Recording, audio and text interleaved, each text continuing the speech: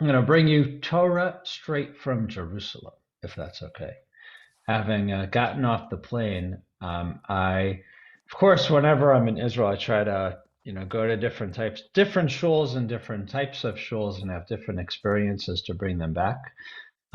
Friday night, I went to a synagogue, or it's really a community called Zion, if you've heard of it before.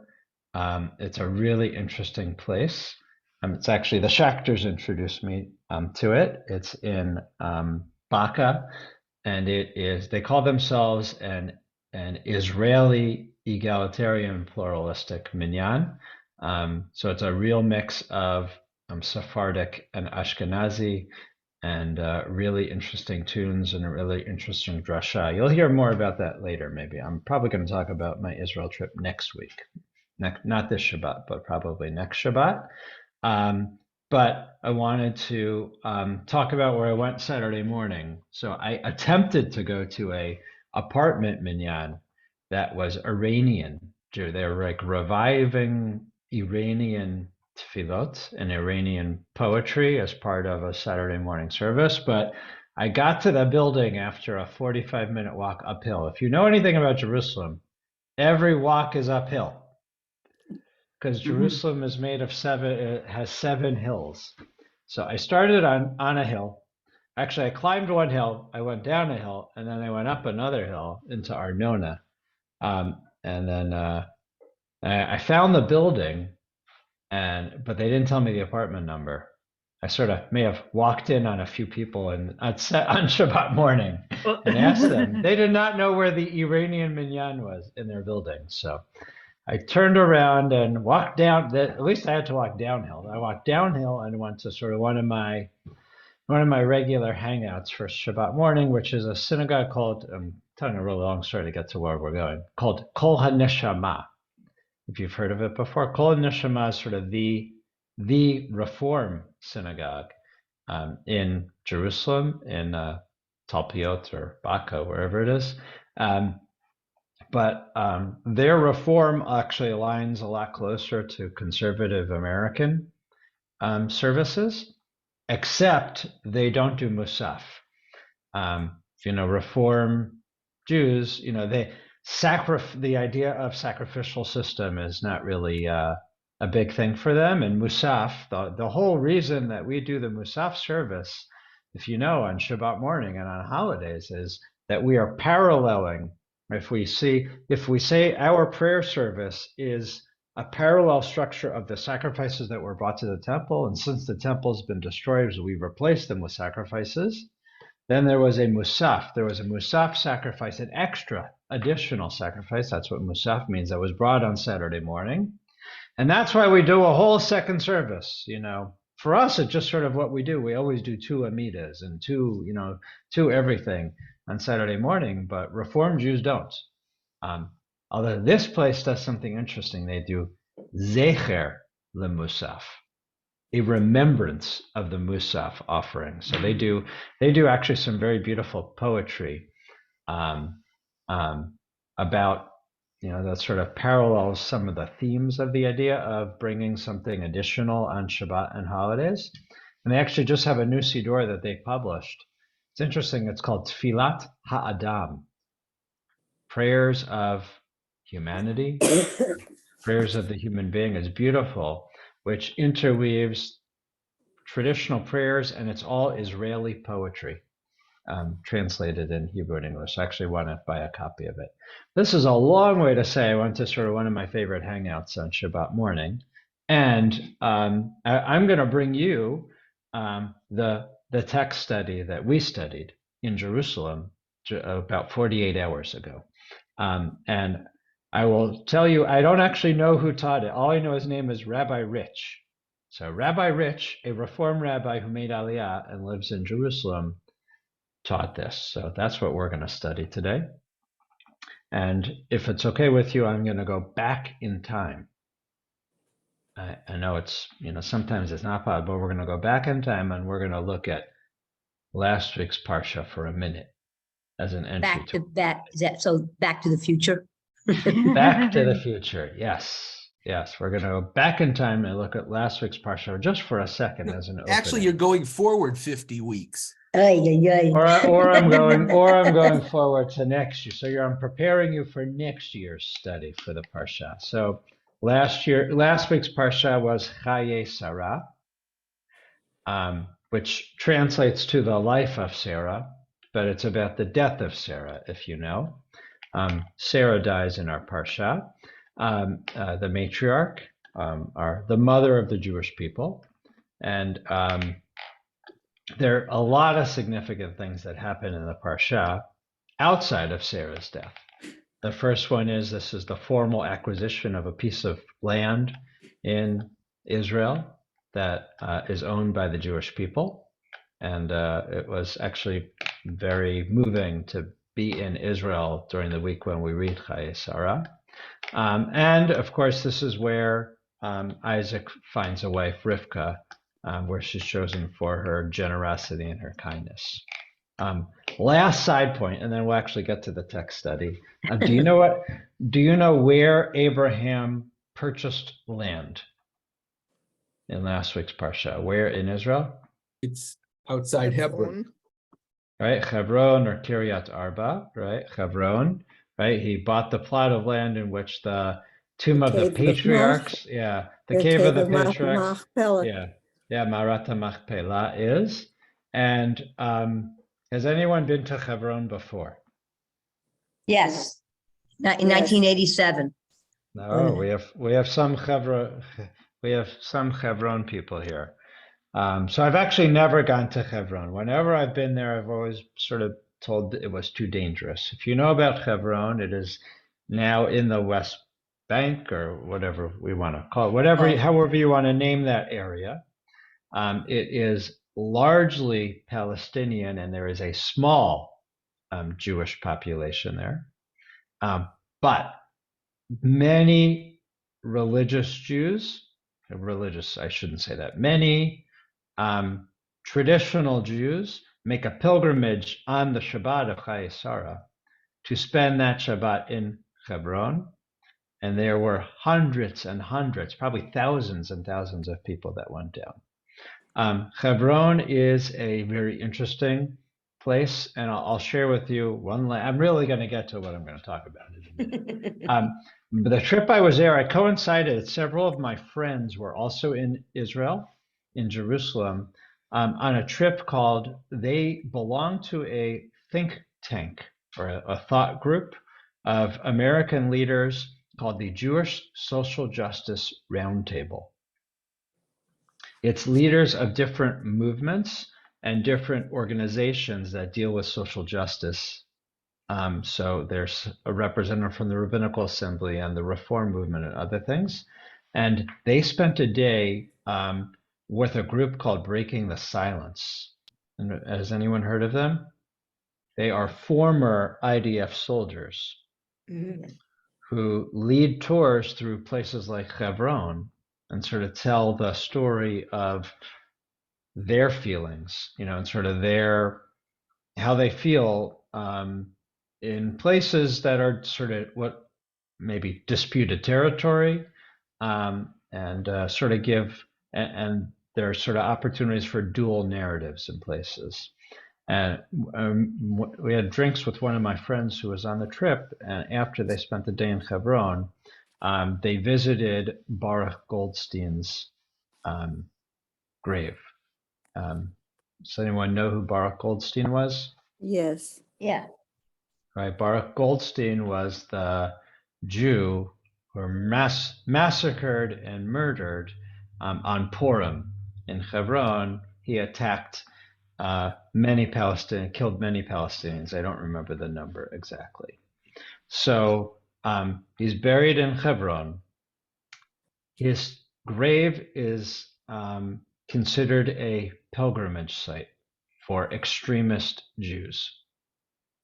And it's decorated, it's lavishly decorated. So, there are many stories, there are many narratives, right? So I wanted to just, share that, as, there's many sides to the story, and I'm just, I was sort of, I did not know that. I was not expecting that Baruch Goldstein, would be venerated in that way. And, there's a lot of complexity to Israel and the conflict.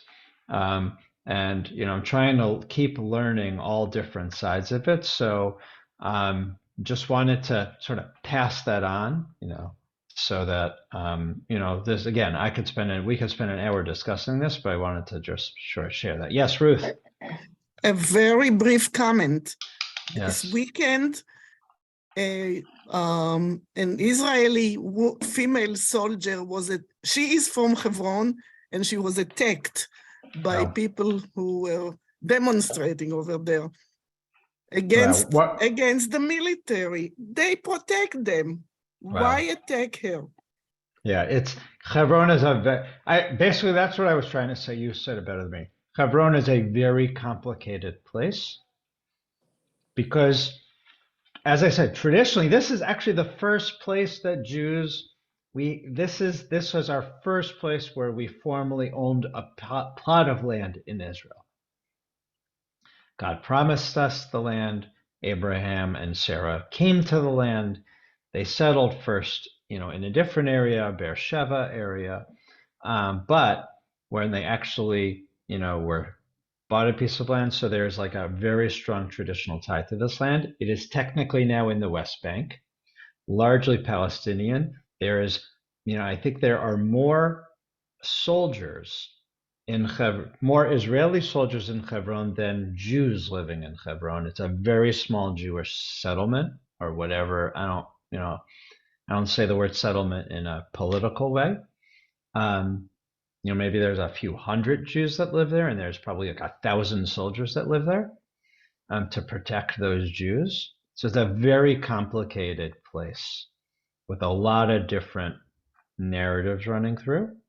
And that wasn't my trip. I was just hearing secondhand from someone that came through. But if you want to think about the complexities, this parsha brings up a lot of complexities. Okay, now let's do a text study. Having said all that, now let's do a text study. Here's my last comment. We really are going to study. You might know that there were elections had both in America and in Israel in the last 2 to 3 weeks, correct? You might know that the elections have raised questions and concerns for some Americans and some Israelis. The questions for Israelis are that they're among the government that was elected, there are some people who are considered extremists from the Kahana's party. And in fact, you may have read that they are pushing for the, I don't know what the right word is, but that any reform or conservative, Jewish legal happening, marriage, conversion, divorce, go down the list, is not recognized, among other things. So obviously this is concerning to us as a conservative rabbi in America. But many people that I spoke to in Israel this past week assured us that this is sort of, that the government's going to moderate itself. That, this is before the coalition is formed. The coalition has to form, and everybody's sort of, putting out their, they're speaking their mind, and then when the government actually forms, they're going to moderate and realize sort of what's best for the country to move forward. So, okay, now let's study. Okay, Chaya Sarah from Rabbi Rich from Jerusalem. Okay, does anyone want to read? Oh, Lynn raised her hand from Florida. Yeah, they look still. Yeah, I can read here. This will work. Okay, all right. Let me see if we can do it then. Where's my sheet? Hold on. Sorry, I got to find where my sheet is. Sheet. There it is. Okay, hold on. So, what we're going to learn is, if you can see my page, this is from Rabbi Rich. I can see it. Good. I'm glad you can see it. So, as I said, the name of the Parshat Chayei Sarah, which is the life of Sarah, really begins with the death of Sarah, which then sets all these other things in motion. The buying of a burial plot in Hebron, that now, Abraham, wants to ensure that Isaac has a future and finds a spouse and a partner and continues the next generation. What Rabbi Rich brought in were some questions about Jewish practice around death and burial, since that's the opening theme of the Parsha.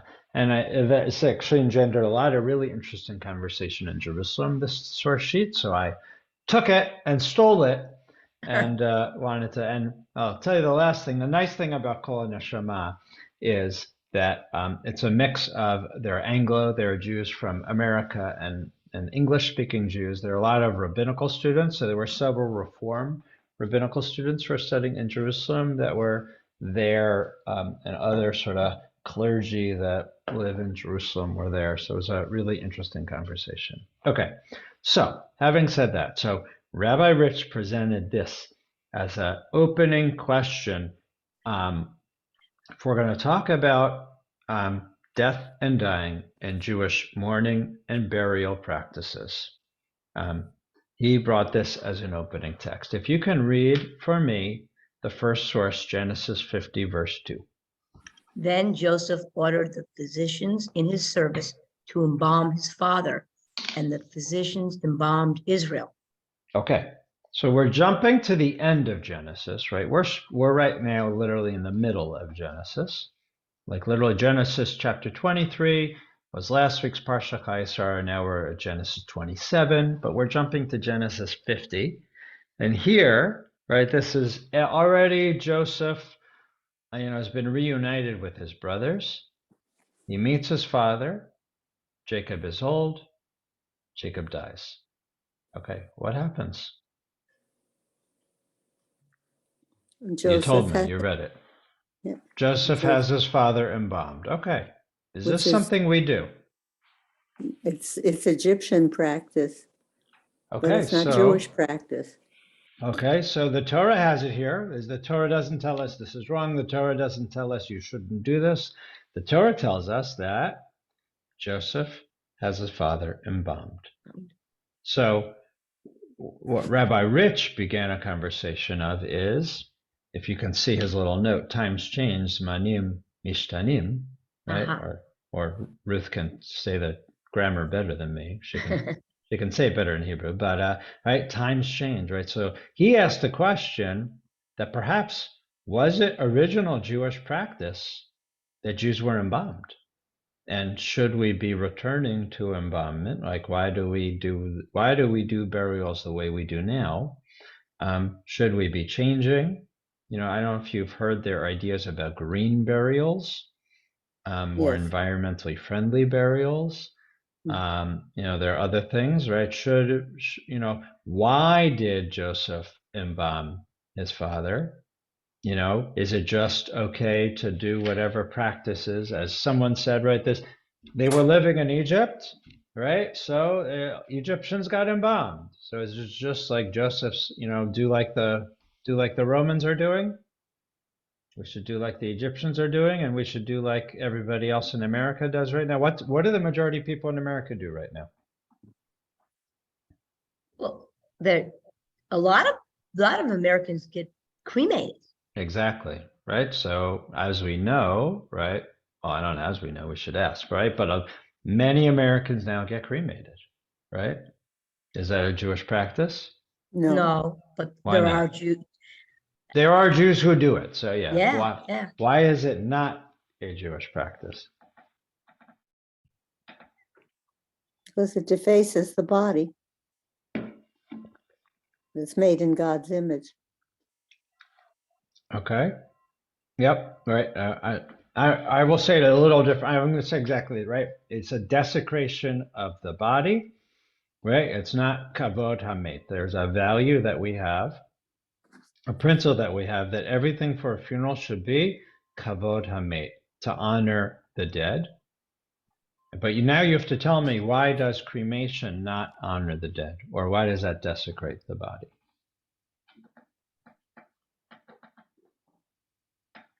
I don't know about desecrating the body, but if it's somebody's wish, then you're honoring their wish to do that. So you get into this fine line. That's Okay. I don't know where What? I don't know. I always wonder, where does it say the Jews can't be cremated? I mean, I've heard that for many years. Anyone else know?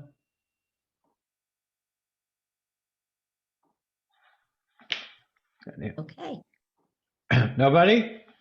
Is it because we hope that when Messiah comes, he'll revive the bodies, but if it's cremated, there is no body.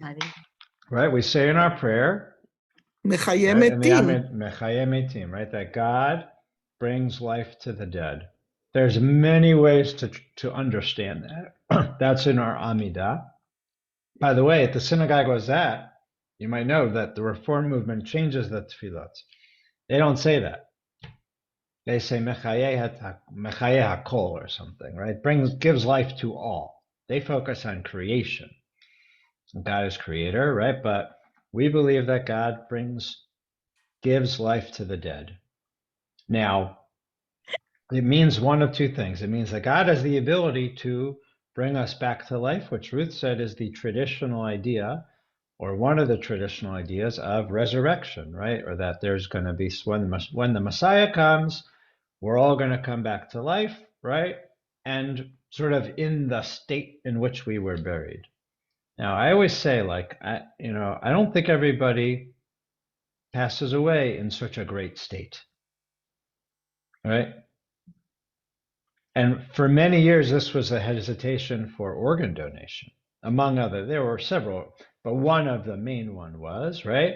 If I'm going to get resurrected when the Messiah comes, and I don't have a heart, right? Because I could have given my heart to save someone else's life, but no, I want to wait till the Messiah comes, right?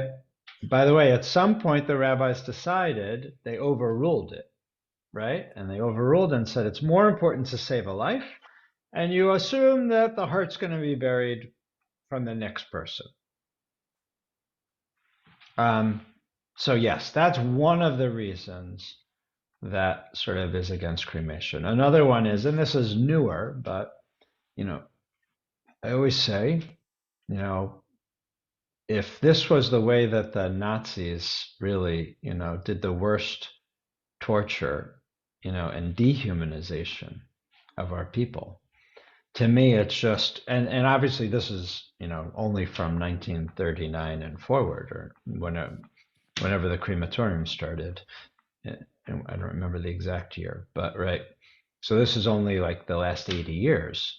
But, to me, and this is a personal thing, to me, it just sort of seems antithetical to who we are.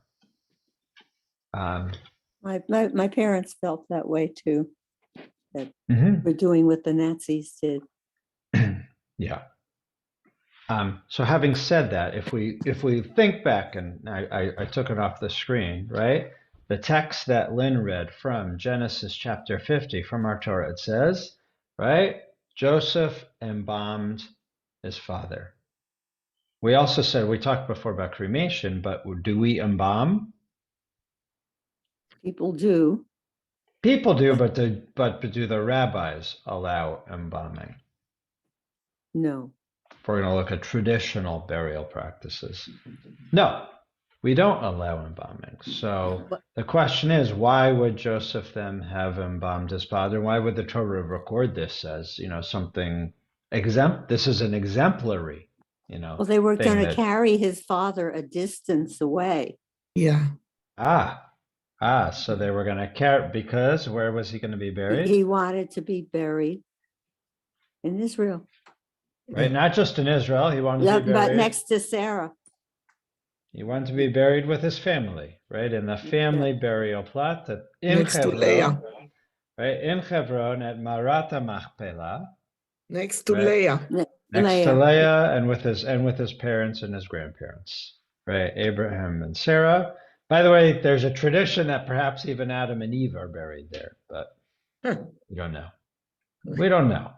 We don't know. Oh, no.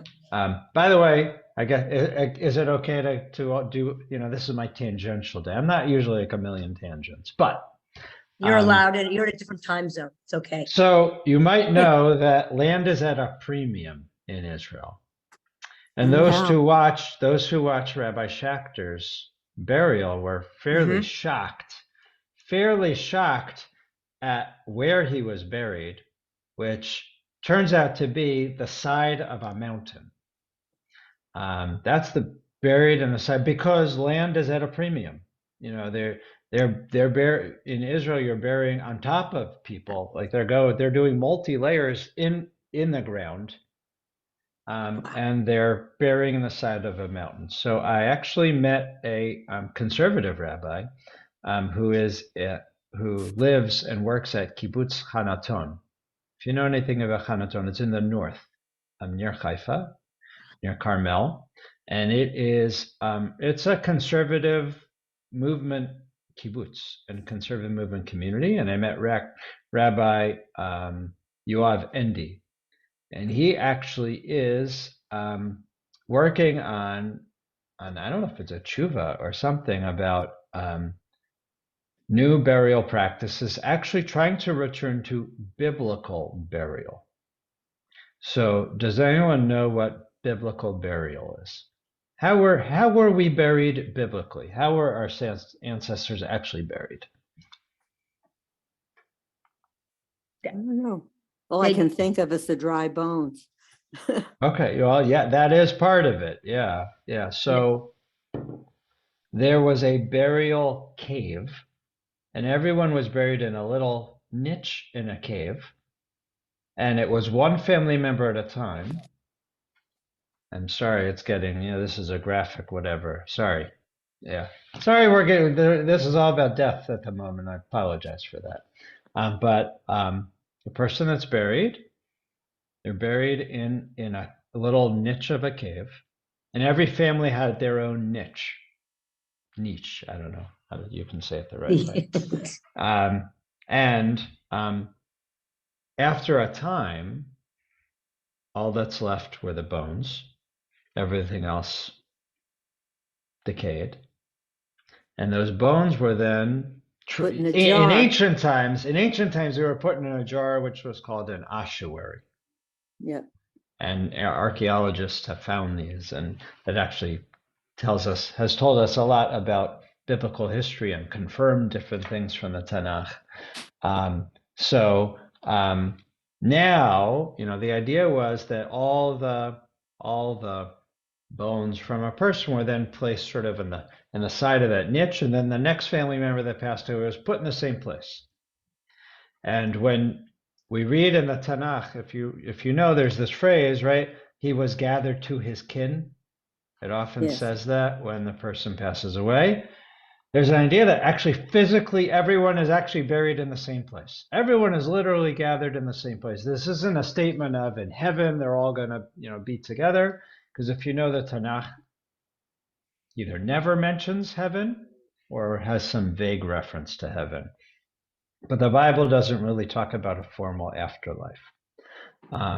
So in short, Rabbi Endi is proposing, again, because there's no land at all in Israel to bury, about sort of going back to this family burial cave idea. And he's proposing it for his kibbutz, which is a conservative kibbutz. Okay, that's enough of a sidebar. So now, when I read that quote that Lynn read to us, right, which said, and Joseph embalmed his father, Jacob, right? I thought about the idea that, there was that phrase which was manim mishtanim, that times change, and that what Rabbi Rich, the person who taught the session, was teaching us, that every Jew who lived in Egypt must have embalmed. Like that was a sign that every Jew who lived in Egypt embalmed their people. I have a different reading of it, which is zmanim mishtanim, that times might change, but there's an idea of something called sha'ad dachak. Sha'ad dachak is urgent times require urgent decisions that are not precedent setting, but that are just for the moment, like emergency protocol or emergency authorization, right? So just like we started Zooming on Shabbat in the pandemic when we had never done it before, and we started using, really using electronics in the sanctuary, right? When we didn't use it before. Why are we doing this? Or is this just now? Are we just going to let everybody start doing cell phones and taking their cameras out and everything else on Shabbat in the sanctuary? I hope not, I'll say. As a rabbi at a synagogue, I hope not. I hope that, we're using laptops and other things and doing Zoom because we're still in a sort of emergency situation. Because it's more important for our community to connect and more important for us, especially at the high point. And, now it's a question of sort of where we're at and what we're going to do long term. But at least in the moment, it was a health choice in order to do that because it was the healthiest thing for the community. So if we talked about, the priority for burial, the principle is to honor the deceased and to make sure the body is not desecrated. We talked about that. Those are the two values of burial. If we knew that Jacob wanted to be buried in Israel and they were in Egypt, they couldn't just get on an El Al plane and fly over.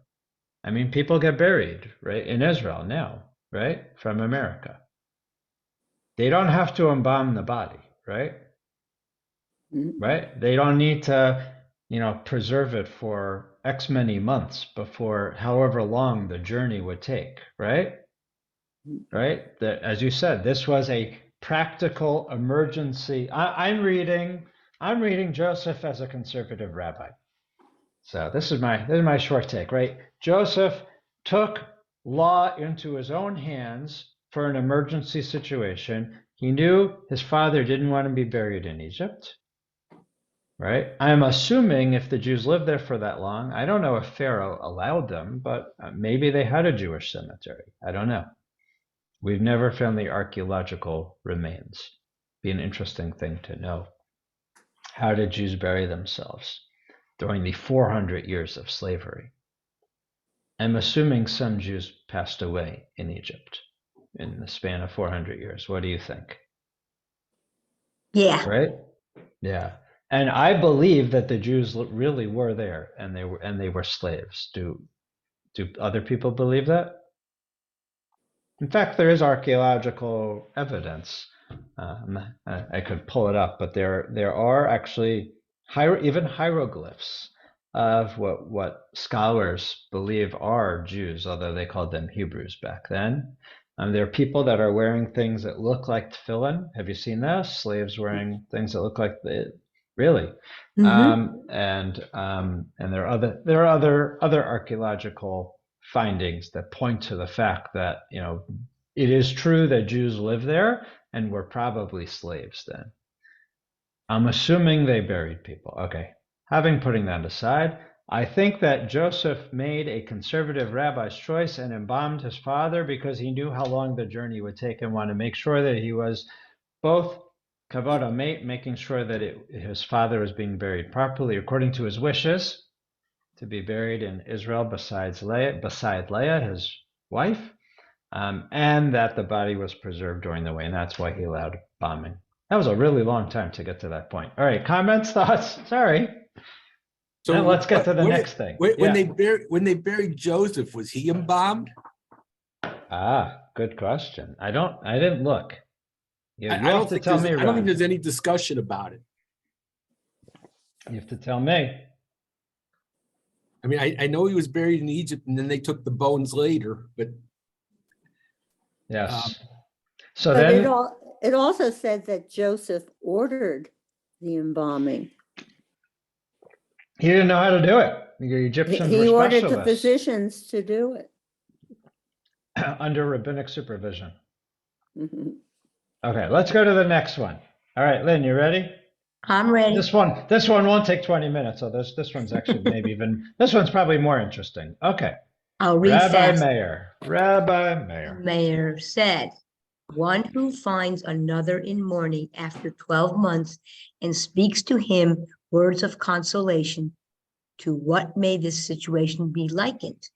To a person who broke his leg and it healed, and afterward a physician found him and said to him, come to me, for I will break it a second time, and then I will heal it, so that you may know how good my medicines are and how well they work. One who consoles his friend after so much time has passed acts in a similar fashion, stirring up an old wound and then trying to heal it. This is a really interesting text. Yeah. Okay. Comments, thoughts? Comments, thoughts. What do you think? What a reaction to this? Sounds pretty awful. Okay. It's a nasty friend. So it's a nasty friend who's doing what? He's raking up trouble. He's trying to show how good he is, but it's like, I don't know how good he is. Okay, well, is it really trouble for, if I'm going to ask you at the 1-year anniversary of a death, how are you doing? I'm sorry for your loss. Depends. I don't see anything bad in that. It's trying to support that person who is mourning, even if it's 12 months later. Right. So let's just understand it for a second. When you mourn for a person, how long do you mourn for usually? 11 months. 11 months. 11 months, right? So after 11 months, then what? Then you're not mourning anymore. That's only for a parent. Parents, yeah. Only for a parent. Yeah. Only for a parent. Or if there's no one else to say Kaddish, sometimes people will. Sometimes spouses do take on the 11 months because of what they meant, that they feel like the 30 days is not enough, that they really are grieving and they need that process. Not everyone grieves. Do you think some people, well, yeah, that's what I was just going to say. Not everyone grieves the same way or the same length. There's no fixed time of grieving. So the rabbis put a fixed time on grieving, but is there really a fixed time on grieving? No. You do what you want. But isn't it saying that there's a time to move on? Right. So that's the question. So that's what I wanted to ask, Marvin, is Rabbi Meir, do you agree? Do you agree that there's time to move on? Or as Jackie or someone else said, it's however long it takes each person? When was it decided? I don't know. When would they started doing it after 11 months? I think it's already by this. It's already by this time. Yeah, they knew about the 11 months now. Yeah. Well, it makes it easier for people instead of having to wonder. It's basically saying a period of grieving is 11 months, and then it's time to move forward. It definitely gives closure, but let's say, God forbid, someone lost a child, right? Do you think, again, I'm not going to generalize, but could you imagine someone who lost a child, that it's something that they carry with them forever? Yes. Yep. So the question is Rabbi Meir saying that anytime you talk to this person after the 11 months, and again, by the way, they only mourn for 30 days, but let's say they mourn for 11 months, the loss of a child, and let's say you're a year and a half later and you say something. You wish them condolence. So there's two ways to look at it. Is it I'm just being a nice person? Is it I'm genuinely concerned about them and want to offer my condolences? Or is it that I'm opening up old wounds and it's, I shouldn't even bring it up at all. Is carrying a memory necessarily grieving? Well, what I'm just saying, like what the text here says is that you are offering condolence, right? Well, It depends on the nature of the relationship that and your relationship to the person you're trying to console. Mm-hmm. Some It's hard. people like to make trouble for people, and there are others who put on a brave face and they try to convince everybody of how good they are. So maybe it's, if we look at sort of the second half, the comparison that they use, right? It's right, a person who breaks their leg heals, right? And then they go to a doctor or another doctor, right? And the doctor says, like, I can do it better, right? Like, are you sure? Or are you sure you're really healed? And then he makes things worse, right? Is there a way to support a person who's had a loss after 1 year that is healthy? That it's not just to say like, oh, I want to be like it's about me, that I have to make sure that that I'm thinking about you and I know that you experienced this loss, but it's a genuine question, not meant to hurt the person, but meant to understand that I know that you've gone through trauma. but it's not recognizing that people are able to move on after a period of time, and it's kind of opening up old wounds. Right. I mean, that's the question, right? It's here because I think there's both sides to this, right? I think you have to see the nature of the relationships of the two people. Mm-hmm. And how close was this consoler? Mm-hmm. They may not have been there when the person really needed help, and then they suddenly come around, after the fact. Mm-hmm. It's also interesting, this phrase, right? They are trying to heal it, right? So again, I'm going to suggest that I think perhaps what this section is saying is what the intention of the person talking to the mourner or the former mourner is, right? Is the intention that I'm coming because I think I know the way how to heal you. I know the way how to sort of bring you out of mourning, right? Or is it just, I'm expressing condolences? Well, it's stirring up the old wound before they try to heal it again. Yeah. The key is, by doing that, they're stirring up something that hopefully has subsided to a degree before they stir it up again. And the person could be thinking, where were you when I really needed you?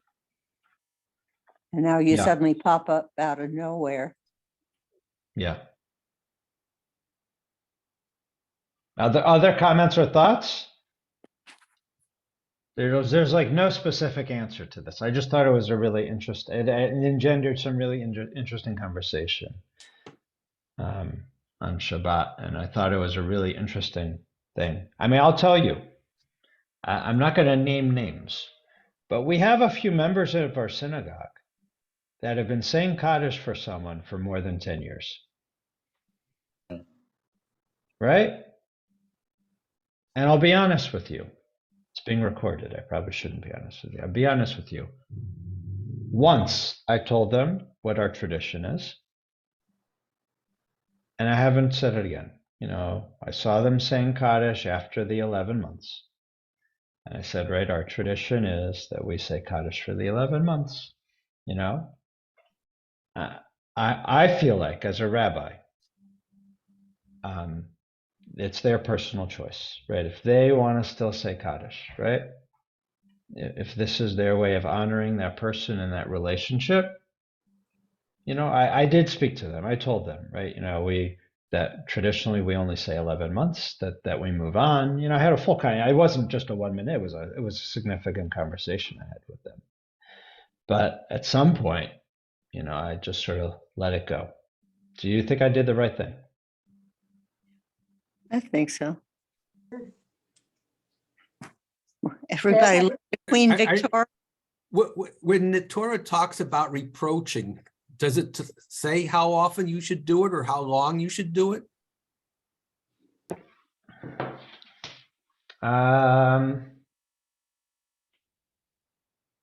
You should keep doing it.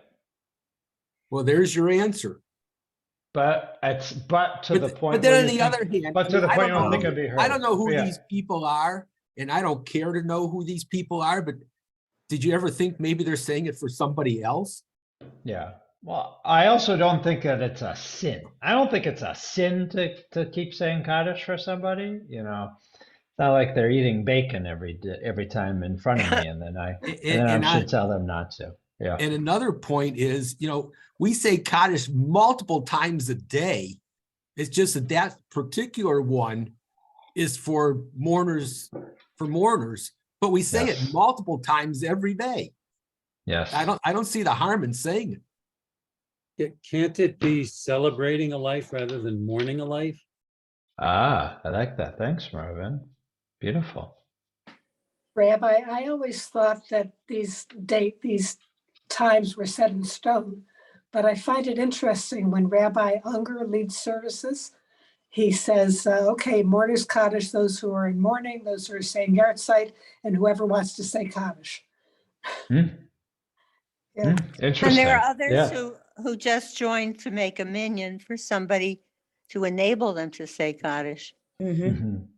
Well, there's also even like, you know, I say Kaddish for my grandparents, you know, and that I'm not obligated. Oftentimes I think my parents are actually on. Right. Part of it is like, I'm not sure, you know, sometimes like my parents aren't sure if they can make their minyan.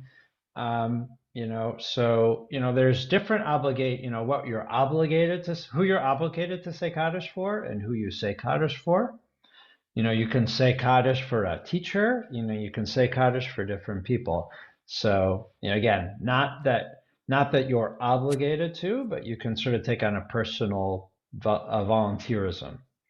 There's also we do it occasionally where you have everybody stand up to say Kaddish when some major catastrophe happens somewhere. Mm-hmm. Yes. We're totally not obligated there. We do it. Yeah. I mean, we could have done it this past weekend, right? The attack against the Israelis that were killed in Ariel, 3 Israelis. Yeah. And then 100%. there are situations where you may know someone who has no one to say Kaddish for them. Yes. And they're people who are significant in your life. Yeah. And that's always, you know, question even like Yisker, right? Like, you know, some people tell me that they go to Yisker both for that reason in particular, that reason in general, Jackie, and some people because of the 6 million killed in the Holocaust, right? That they have a feeling that, you know, there definitely are people who don't have anyone saying Kaddish for them that were murdered in the Holocaust, right? And that they don't necessarily have a specific name that they're saying Yisker for, but just, you know, those all those for those. Yeah. Yeah. So I just thought this was really, you know, again, this is an interesting text, right? It's a balance. You know, as Marvin said, it's really important to move on, right? And to have closure. And we have these dates that sort of give us that mark. At the same point, as Jackie said, right? Mourning, we say grief and mourning is a process. And for many people, there's not a set time. Some people it's short. Some people it's long. Some people it comes and it goes at the most unexpected times. Exactly. Right. Right. And so, and I think this text sort of, again, I approach this text more as the person who's approaching, and perhaps this is saying like, don't do it out of like machismo, like, oh, I can fix this person, right? Right. It's more That's absurd. a gentle approach. Okay, we got 5 minutes, so let's look at one more. We're actually going to skip the next one if that's okay with you, Lynn. We're going to go to the fourth one, which is Rabbi Yochanan. When Rabbi Yochanan was about to leave this world, he said to those who were to arrange his funeral, "Bury me in colorful garments that are neither wholly white nor black, so that if I should stand among the righteous, I shall not be humiliated. And if I stand among the wicked, I shall not be embarrassed."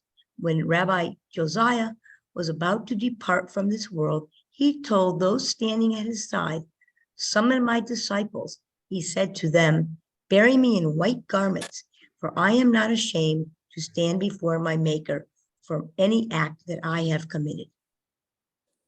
Okay, nowadays, what are people buried in? Shroud. Shroud, What color? White. White. Everyone buried in a white shroud?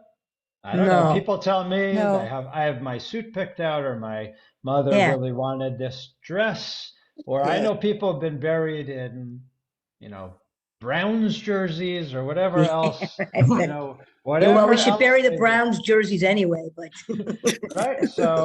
So number one, this is the traditional idea of the, tahara, of the preparation of the body, and that everyone is buried in burial shrouds. Right. By the way, if you watch Rabbi Schachter's funeral, you saw that also. Right. He was in the traditional white shroud, the tachrichim, wrapped in his talit. So we have two different examples, right? So Rabbi Yochanan says, I want to be buried in colorful shroud.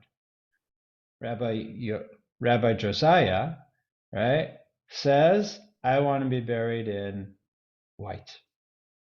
Why? You want to be, well, the same reason that some traditions are for Yom Kippur to wear white garments. That So we ideas, want, purity, cleanness, I am without sin, blameless, right? right?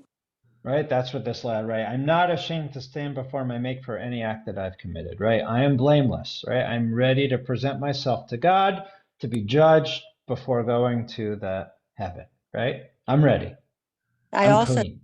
say people should remind themselves that shrouds don't come with pockets. right. You can't bring anything with you. Yeah. Yeah. So I'm actually more interested in the colorful one, right? Why would Rabbi Yochanan say, I want to be buried in colorful garments? Because That's all I know is I'm thinking about Joseph's coat of many colors. And I that's, think yeah, it would be negative to be buried in something like that. Yeah, I don't think it's flashy and striped. I think he's saying, to me, if you sort of, I'm reading into this, right? 100% righteous people are buried in white. Not righteous people, the opposite, right, are buried in black, right? That's what it looks like here, right? So he's like, I'm going to be medium. I don't know what's between white and black. gray. Gray? Yeah, I don't know. Gray. Gray? Yeah, I don't know. So I'll tell you my take on it. My take on it is this. They both are actually saying the same thing. Rabbi Yochanan is saying, I live this life well. I lived a good life. I wasn't 100% good. I wasn't 100% bad. I did the best that I could, and I'm willing to stand for who I am, right? And that bury me in the colorful garments, the gray or whatever color you want to say, for who I truly am. Not 100% good. Definitely not 100% bad. Rabbi Josiah is saying, I lived a good life, blameless, right? I have no regrets for what I did, right? Bury me in white. I'm ready. I'm ready to stand for who I am. And for me, what this text is, right, is that this is a aspiration for all of us, right? We should be at the place, and whenever the time comes for us, right, at the end of days of our day, right, that we should be able to say, I don't regret how I lived.